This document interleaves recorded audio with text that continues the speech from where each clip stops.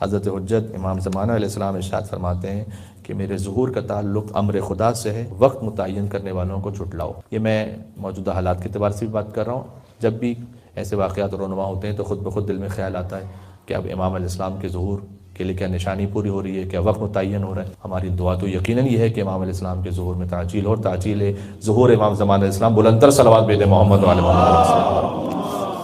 اللہم صلی علی محمد وعلی محمد۔ لیکن کسی بھی واقعے سے وقت نہیں متعین کیا جا سکتا، یہ آپ ذہن میں رکھیں۔ اگر کوئی کہیں پر آپ یہ سنیں کہ بس اس کا مطلب یہ ہے کہ اب امام علیہ السلام کے ظہور کا ظہور ہونے والا ہے اور وقت کو متعین کرنا لوگ شروع کر دیتے ہیں کہ یہ نشانی پوری ہو گئی تو اب امام کا ظہور، اس طرح سے ان باتوں کو جھٹلاؤ۔ امام نے کہا کہ یہ امر خدا سے اس کا تعلق ہے، خدا کی جب مصلحت ہوگی تب جا کے حضرت حجت علیہ السلام کا ظہور ہوگا۔ اور بالخصوص یہ کہ ایک نشانی ہے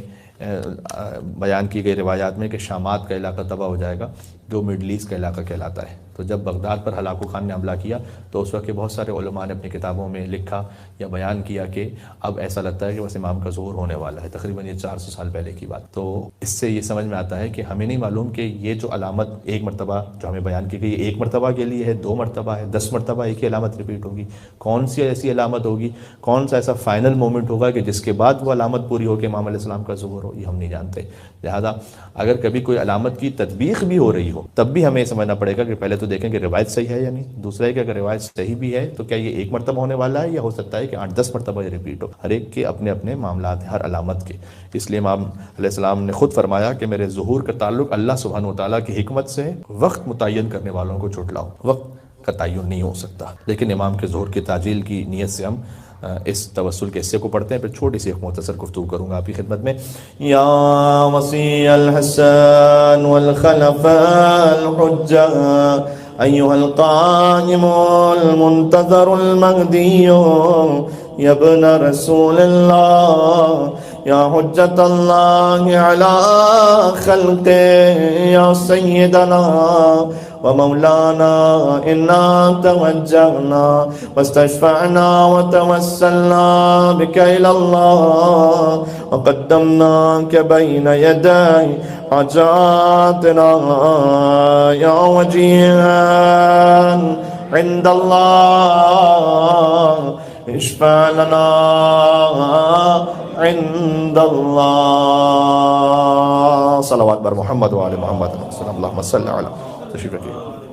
محمد۔ مظلومین جہان کی اللہ سبحانہ وتعالیٰ کی جانب سے نصرت و تائید حاصل کرنے کے لیے اور ظالمین نیست و نابود ہوں، حضرت حجت علیہ السلام کے ظہور کی تعجیل کی نیت سے ایک اور بلندر صلوات بھیجیں محمد وعلی محمد اللہم صلی علی۔ جو کچھ گزشتہ 3-4 دن سے دنیا میں واقع ہو رہا ہے، وقت بڑا مختصر ہے، ہماری یہ مختصر سی نشست ہوتی ہے، لیکن 2-3 پوائنٹس بڑے اہم ہیں۔ ایک تو یہ کہ اگر اس کو پولیٹیکلی آپ دیکھیں، اسرائیل کا ایک امیج تھا کہ وہ انونسیبل ہے، وہ شیٹرڈ ہو گیا۔ پہلی بات تو یہ جو ایک تاثر بنا کے رکھا ہوا تھا کہ پوری دنیا میں کوئی اسے ٹچ ہی نہیں کر سکتا، اور پوری دنیا کی پتہ نہیں کون سے نمبر کی آرمی ہے،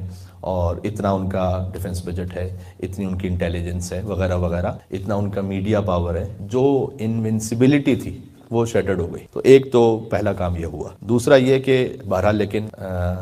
20 لاکھ تقریباً افراد دنیا کی سب سے بڑی جیل میں جو کھلے آسمان کے تلے، تو یہ پہلے تو ڈوب مرنے کا مقام ہے ان عرب حکمرانوں کے لیے کہ جن کے پاس اتنی دولت ہے کہ ان کے واش رومز میں جو ٹیپس ہیں وہ بھی سونے کے لگے ہوئے ہیں، اور اسے آپ اگر مذہب کے علاوہ فقط عربیت کے حوالے سے بھی دیکھیں تو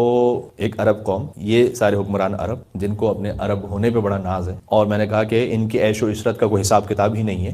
ان کے سامنے 20 لاکھ افراد ایسے کہ جو آؤ فغا کر رہے ہیں اور جن کے پاس صاف پانی نہیں ہے، خوراک نہیں ہے، دوائیاں نہیں ہیں۔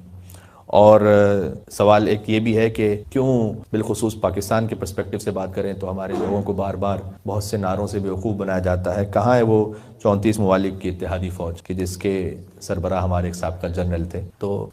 ہمارے لوگ بھی اس طرح کے نعرے جب لگتے ہیں تو بڑے خوش ہو جاتے ہیں کہ پتہ نہیں کیا کچھ ہمارے ہاتھ میں آ گیا۔ تو یہ وہ ہیں کہ جو اصل میں انہی کے آقاؤں کے تحفظ کے لیے، یہ ہمیں سمجھنے کی ضرورت ہے۔ دوسرا پوائنٹ یہ ہو گیا۔ تیسرا یہ بھی کہ آپ یہ دیکھیں کہ ایک حل اس کا یہ پیش کیا جاتا ہے، چونکہ بعض اوقات ہمارے یوتھ بھی کنفیوز ہوتے ہیں، ایک حل اس کا یہ پیش کیا جاتا ہے سارے تنازع کا کہ جناب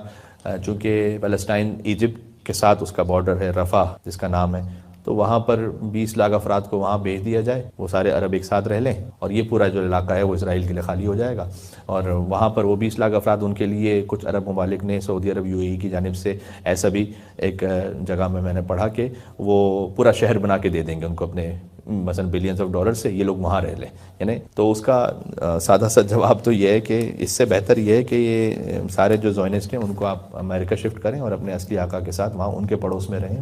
وہ زیادہ بہتر ہے، بجائے اس کے کہ وہ لوگ کے جو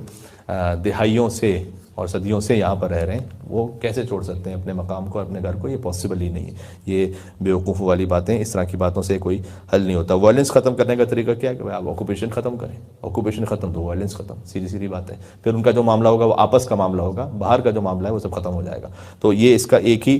طریقہ ہے اور اس سے بڑھ کے کوئی اور حل نہیں ہے۔ اس میں ہمیں ایک سمجھنے کی بات کیا ہے، میں آپ کو ایک میلکم ایکس نام کا ایک شخص تھا کہ جو افرو امریکن اور اس کے بڑے کچھ انقلابی نظریات بھی تھے، اس کا ایک اچھا سا ایک کوٹ تھا، وہ یہ تھا کہ اگر آپ سمجھدار نہیں ہیں تو جب آپ خبروں کو دیکھیں گے تو یہ خبریں آپ کو اس بات پر ابھاریں گی کہ آپ مظلوم سے نفرت کرنے لگ جائیں اور ظالم سے محبت کرنے لگ جائیں، اگر آپ صاحب عقل نہیں ہیں، یعنی جو دنیا میں مظلوم میں جو خبریں آتی ہیں نا، جس طرح سے ہیڈ لائنز بنتی ہیں، وہ آپ کو مظلوم سے نفرت کروا دیتی ہیں اور ظالم سے محبت کروا دیتی ہیں، اگر آپ میں خود سمجھ نہیں ہے کہ کس طرح سے ڈیسیو کیا جاتا، تو یہ اپنے اس پیک پر ہے، لیکن الحمدللہ رب العالمین اب معاملات بہت کچھ بدل بھی گئے سوشل میڈیا کے آنے کی وجہ سے اور بھی طاقتوں کے آنے کی وجہ سے، تو آپ اس کو اس وقت محسوس ہوگا کہ سوائے زائنسٹ میڈیا کے اور انڈیا سے ہندواتا جو ایک فکر ہے اس کے علاوہ کوئی بھی ان کا ساتھ دینے کو تیار نہیں، تو ہندواتا کے جو پورا ایک سسٹم وہاں پر بنا ہوا ہے وہ لوگ اسرائیل کا ساتھ دے رہے ہیں، لیکن مسئلہ یہ ہے کہ اسرائیل بھی ان کو گود لینے کو تیار ہے، تو جو وہ ٹویٹس بھی کرتے ہیں کہ کون کون سے کنٹریز ہمارے ساتھ ہیں، تو اس میں انہوں نے انڈیا کا فلیگ ہی نہیں رکھا، یعنی حالانکہ اتنا زیادہ پتہ نہیں کیا کچھ بچ گئے، میں نے کہا سارے انڈیا کے ایسے لوگ نہیں ہیں، لیکن یہ کہ ہندواتا جو فکر ہے وہ تو بالکل وہی زائنزم کا دوسرا نام ہے، سمجھ لیجیے وہ مڈل ایسٹ میں یا ساؤتھ ایشیا میں، بس باقی یہ کہ سارا فکر بالکل وہی ہے کہ ہمارے علاوہ بس سب نکلو یہاں سے، کسی کو رہنے کا حق نہیں۔ تو میڈیا کے حوالے سے ہمیں ماشاءاللہ اب آہستہ آہستہ جو سمجھدار ہیں وہ سمجھتے ہیں اس بات کو۔ میں آپ کو ایک مثال دیتا ہوں، مثلا BBC نیوز ورلڈ کی ایک ٹویٹ میں آپ کو سناتا ہوں، لیکن انشاءاللہ آپ بھی اس کو کیچ کر پائیں گے۔ More than 500 people have died in Gaza. More than 700 people have been killed in Israel. 500 لوگ غزہ میں مر گئے، 700 لوگ اسرائیل میں قتل کر دیے گئے۔ یہ ایک ہی ٹویٹ ہے، ایک غزہ کے جو لوگ تھے وہ مر گئے، کیا مر گئے؟ زلزلہ آیا تھا، کوئی آسمانی آفت آئی تھی، کہاں سے مر گئے بھائی؟ کسی نے کیا بمبارڈمنٹ ہوئی تھی، کیا اس کا کوئی ذکر؟ غزہ میں 500 لوگ مر گئے، اسرائیل میں 700 لوگ قتل ہو گئے، تو یہاں کے لوگ تو قتل ہوتے ہیں، وہاں کے لوگ مرتے ہیں۔ یہ چھوٹے چھوٹے سے وہ الفاظ ہیں کہ جن کے ذریعے سے یہ مائنڈ سیٹ بنا، کس کو آپ کو ظالم دکھانا ہے، کس کو مظلوم دکھانا، سمجھ رہے؟ میں یہ بات کہنا چاہ رہا ہوں۔ تو اگر ہوشیاری نہیں ہوگی کسی میں تو وہ آخر میں کیا ہوگا کہ وہ مظلوم سے نفرت اور ظالم سے محبت کرنے لگے۔ یہ اس بات کے لیے ہمیں سمجھنا چاہیے اور ہوشیار رہنا چاہیے۔ اور اب تو ظاہر ہے کہ جتنا بھی یہ BBC CNN وغیرہ اس پہ اعتبار نہیں رہا، کم از کم یہ ہے کہ جو اہل بیت اطہار اسلام کے ماننے والے ہیں اور مذہب جن کو یہ شعور ہے کہ یہ کچھ ان کے ساتھ کوئی پہلی دفعہ نہیں ہو رہا کہ جو میڈیا وار ہے۔ جب حاکم شام کے زمانے میں مولا علی علیہ السلام کے لیے کہا جاتا تھا کہ علی کا مسجد میں کیا کام، تو اس سے بڑھ کر کیا پروپیگنڈا ہو سکتا تھا کہ علی وہ کہ جس کے ذریعے سے دوسروں کی نماز قبول ہے، ان کے لیے پوچھا جائے کہ علی کا مسجد میں کیا کام تھا، اور علی نماز بھی پڑھتے تھے نہیں پڑھتے۔ تو اس کی بدترین شکل ہم اس وقت دیکھ چکے ہیں اور ہمیں اس بارے میں ہوشیار اور سمجھدار رہنے کی ضرورت ہے۔ باقی باتیں انشاءاللہ آپ کی خدمت میں اور بھی آتی رہیں گی۔ صرف ایک دن اسرائیلیوں کو، وہ بھی پوری طریقے سے نہیں، ایک ہلکی سی جھلک کہہ سکتا ہوں، فلسطینیوں کی طرح رہنا پڑ گیا تو چیخیں نکل گئی ہیں ایک دن، جو وہ 70 سال سے رہ رہے ہیں۔ تو کبھی کبھار اللہ کا ایک نظام ہوتا ہے اور وہ اللہ کا نظام جاری ہو جاتا ہے، بس یہ اس میں ہے۔ ہم اس میں یہ نہیں کہنا چاہتے کہ بعض لوگ اشتباہاً یوں، یا کم از کم یہ کہ جوش جذبات میں آ کر وہ اس کو ایک نئی کربلا سے جوڑ دیتے ہیں۔ کربلا کوئی نہیں ہے، یہ بات آپ ذہن میں رکھیے گا۔ ہم نے آپ کو پہلے بھی سمجھایا ہے کہ کربلا کے لیے وجود حسین ابن علی ضروری ہے۔ کربلا جو ہے وہ کوانٹٹی کا نام نہیں ہے کہ اگر کتنے لوگ مر جائیں تو کربلا ہو جائے۔ کربلا میں 72 ہوں امام حسین السلام کے ساتھ، اگر خدا نخواستہ مثلا میں ایک مثال دے رہا ہوں، کوئی بھی نہ ہو اور امام حسین السلام، فقط وہ کربلا ہے، خون امام حسین کربلا ہے۔ امام حسین السلام کے خون سے کائنات کی کسی شے کا کوئی مقایسہ نہیں، کچھ بھی نہیں، عرش و فرش سب ہیچ امام حسین السلام کے ایک قطرے خون کے مقابلے۔ تو کربلا وغیرہ کا کوئی اس کو اس طرح سے نہ بیان کیا جائے کہ یہ کوئی کربلا ہو گئی۔ ہاں ظلم ضرور ہوا، یہ تو ہم آپ سے کہہ ہی رہے ہیں کہ ظالم اور مظلوم ہونا اور بات ہے کسی مقام پر، اور کربلا وہ ایک کربلا ہے، اور اللہ تعالیٰ اس کربلا کے صدقے میں دنیا کے ہر مظلوم کی مدد فرمائے انشاءاللہ سے، اور ہر ظالم کو نیست و نابود فرمائے انشاءاللہ سے، اور حضرت حجت کے ظہور پر نور میں تعجیل فرمائے انشاءاللہ سے۔ ربنا تقبل منا انک انت السمیع العلیم بجاء محمد وآلہ الطیبین الطاہرین۔ بسم اللہ الرحمن الرحیم۔ اللہم کن لولیک الحجت ابن الحسن صلواتک علیہ وعلی آبائہ فی هذه الساعة وفی کل الساعة ولیا وحافظا وقائدا وناصرا ودلیلا وعینا حتی تسکنه ارضک طوعا وتمتعه فيها طويلا۔